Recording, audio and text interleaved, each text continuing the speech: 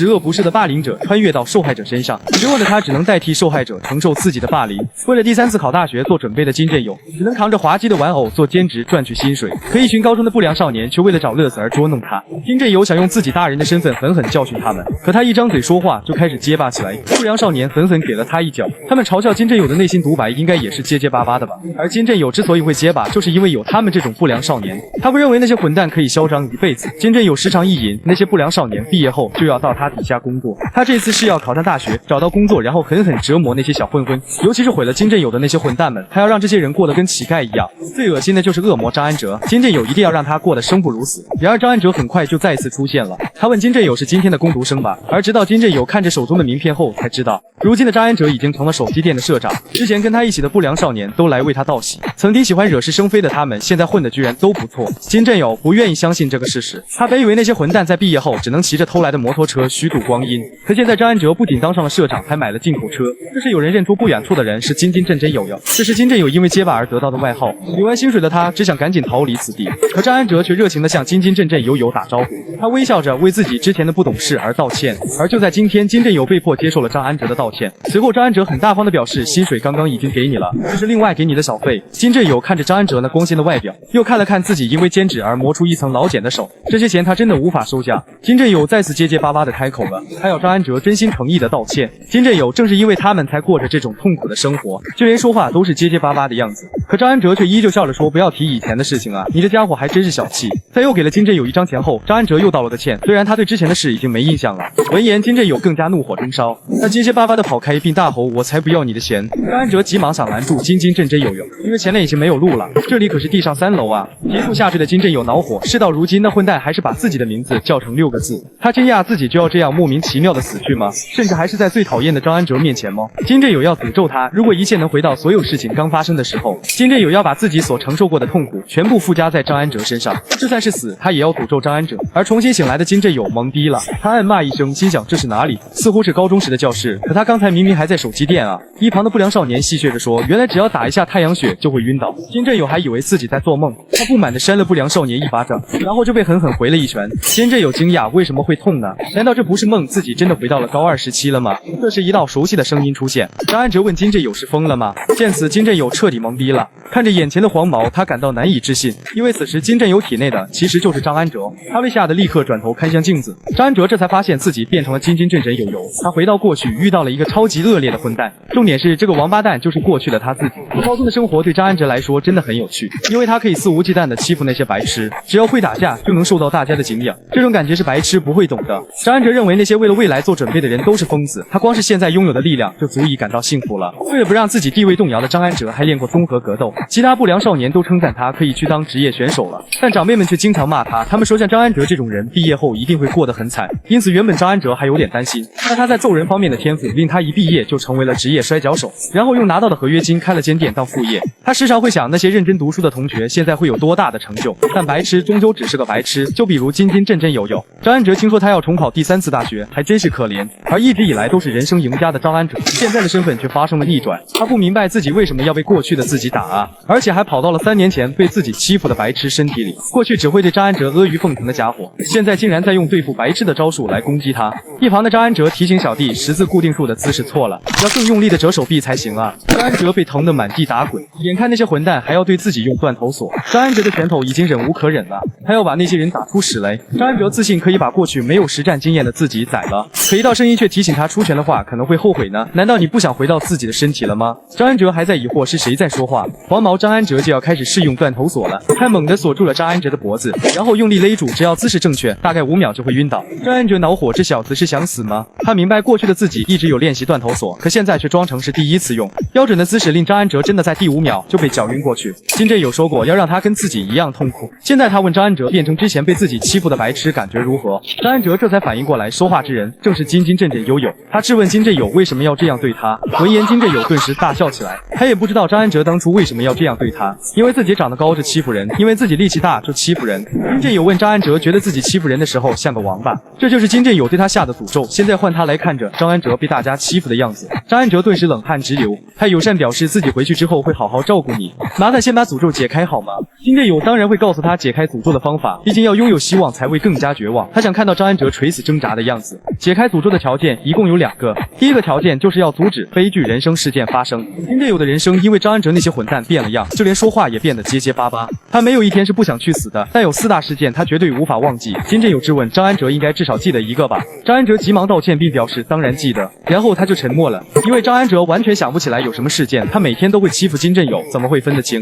突然张安哲反应过来，应该只是自己跟朋友一起欺负金振友这种小事，虽然有点对不起过去的自己，但只要把他们打到说不出话来就好了。可金振友却警告他，任务是亲自阻止那些事件，如果先把他们揍了一顿，后面的悲剧人生事件就不会发生了。张安哲不满道，那就只能乖乖被他们揍吗？那些琐碎的小事金振友不想管，他警告张安哲，如果任意改变历史的话，悲剧人生事件就有可能不会发生，所以只能尝试干涉一点小事来改变现状。至于另一个解开诅咒的条件，就是让过去的人渣张安哲改过自新。一想到这里的金振友就忍不住大笑起来，他让张安哲用着白痴的身体去试试看吧。目前教室里正处于预备上课时间，重新醒来的金振友暗骂那该死的断头锁，害得自己午餐时间都没醒来。他根本就不知道4个悲剧人生事件是什么。同学们被砸桌子声音纷纷回头，金振友的好友林色基提醒他要安静一点，他扭头被林色基诡异的样子吓了一跳，原来是张安哲给他的眼镜上了自己生日的密码锁。金振友没想到自己竟然做过这种事，虽然很好笑，但他还是先帮林色基解开了。不过林色基还是让金振友安静一点，毕竟要是张安哲醒来就惨了。金振友这才想起自己之前说过，他睡觉的时候只准前3排吵闹，所以后排的大家才不敢出声，但他每天都在睡觉，完全忘了还有这回事。这时进入教室的老师让大家把书拿出来，可他却突然注意到最后一排还有人在睡觉，于是老师让前面的同学叫醒他。全班同学的目光顿时落在了金振友身上，他不由得感到一阵莫名其妙，只不过是把正在睡觉的自己叫醒，那直接叫起来就好了，没什么困难的。见此，其他同学立刻被吓得目瞪口呆。金振友不明白这有什么好犹豫的，只是个上课一直睡觉的臭家伙而已。下一秒被打醒的张安哲便杀气腾腾的抬头，林色基震惊，金振友你在干什么？赶快跟张安哲道歉啊！可林色基突然发现不对劲，因为现在居然什么事情都没发生。他聪明的大脑立刻反应过来这是怎么回事。张安哲压根没想到金振友竟然敢打他，所以他可能以为自己是在做梦。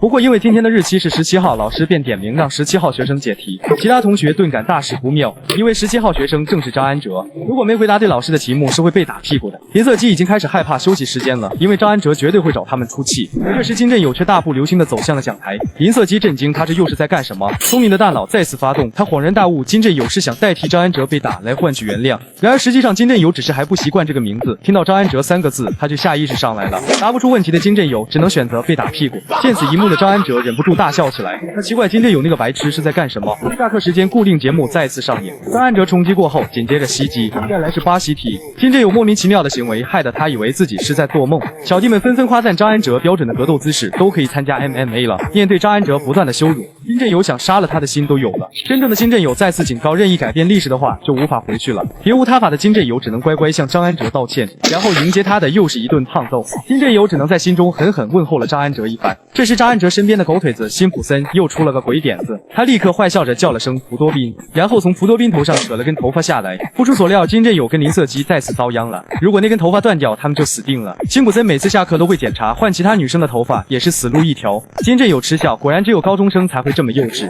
可这时林色基却说自己要上厕所，金振友对他这个死肥宅真是无语了。走廊里的其他女生纷纷互相说那是你老公。金振友没想到过去只会巴结他的人竟然敢耍他，堂堂张安哲居然沦落到被这些边缘人嘲笑。要不是因为诅咒，他早就把这些嘲笑自己的人揍扁了。可这时因为林色基被路人撞了一下，导致头发断掉了，金振友顿感欲哭无泪，那个臭肥宅居然连根头发都保护不了，这样的话他又要被打个半死了。突然回过神来的金振友惊讶自己现在居然在因为头发断掉这种小事而担心。林色基却安慰道，我们只要撑到高中毕业就好了，等我们考上大学赚很多钱再向那些人报仇。金振友不明白这肥宅干嘛突然说这种话，自己可不跟他一样是个白痴。林色基让金振友不用担心后，开始在口袋里摸索起来，原来他收集了很多福多宾的头发，足够撑几个月了。金振友汗颜，原来这家伙还是个变态吗？这时辛普森又使用巴西踢打向金振友，他已经看到头发断掉了，既然如此，他要来练习一下轮转位移了。教室内的张安哲将要开始锦标赛了，金振友本以为轮转位移又是什么暴力招数，没想到竟然是轮转位移虚像，其他同学纷纷嘲笑他们那好笑的样子。张安哲兴奋地让辛普森躲开，然后用重拳狠狠打在金振友身上。张安哲嘲讽这第2道虚像也太弱了吧。痛苦中的金振友暗骂这家伙真的是人类吗？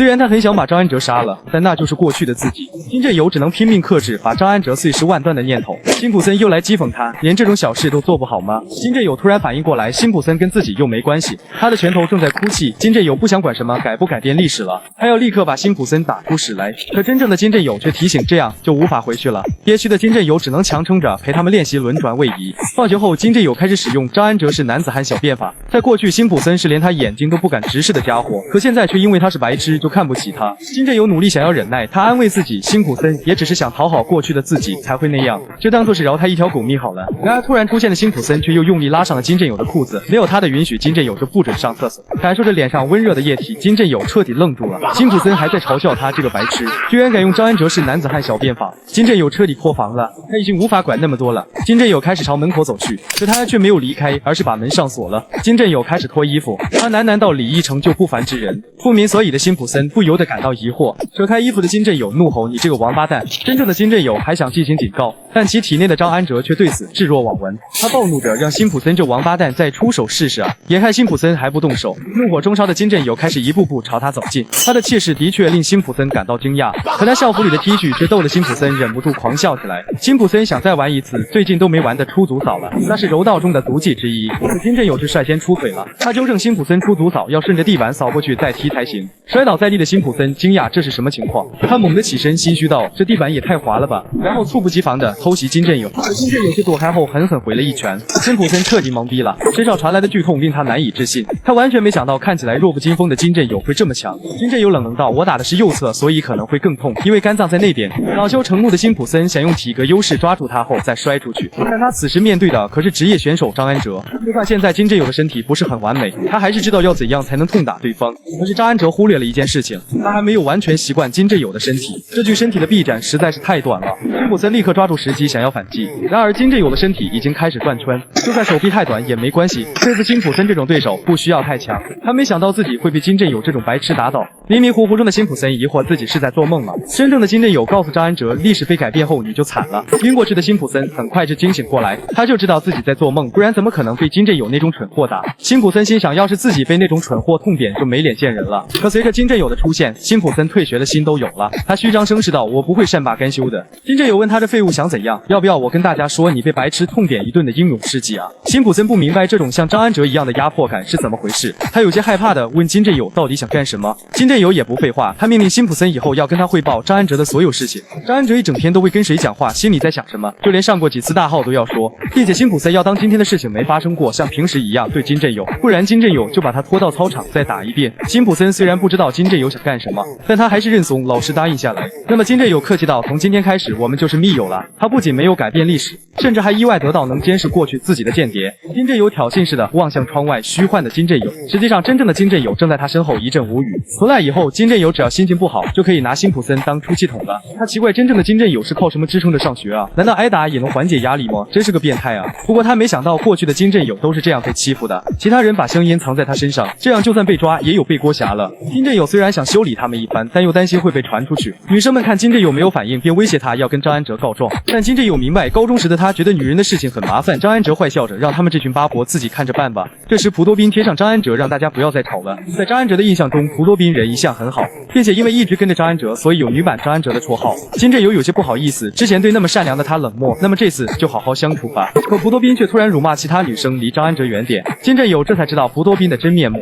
他只是因为喜欢张安哲，所以才在张安哲面前装得很乖。下一秒，蒲多宾便对着愣住的金振友扇出了巴掌。他暗骂这个臭女人是因为这样才叫女版张安哲吗？蒲多宾对金振友的眼神很不爽，于是让路过的辛普森来教训他。辛普森立刻就要把招惹多宾姐的家伙碎尸万段。可当他看清金振友那恐怖的脸后，瞬间吓傻了。但辛普森只能装作像平常一样，他手中不敢用力，带着金振友去其他地方教训。蒲多宾感觉这两人今天还真是奇怪，这是其他女生想八卦他喜欢张安哲的什么，而蒲多宾喜欢的理由十分诡异，那就是因为张安哲很像野兽，从他身上散发出的那股纯雄性血腥味令蒲多宾着迷。张安哲最帅的时候就是在擂台上把对手打到血流成河的时候。眼看其他人无法理解这个想法，蒲多宾转身离开，他要让辛普森好好教训一下金振友泄愤。可看清眼前场景后的蒲多宾愣住了，因为现在是金振友在教训辛普森泄愤。辛普森的脸色正因为缺氧而涨红，而金振友看到朴多彬后也愣住了。要是这件事被传出去，历史就会被改变。金振友原本不想对女生动手的，但他现在只能强硬命令朴多彬过来，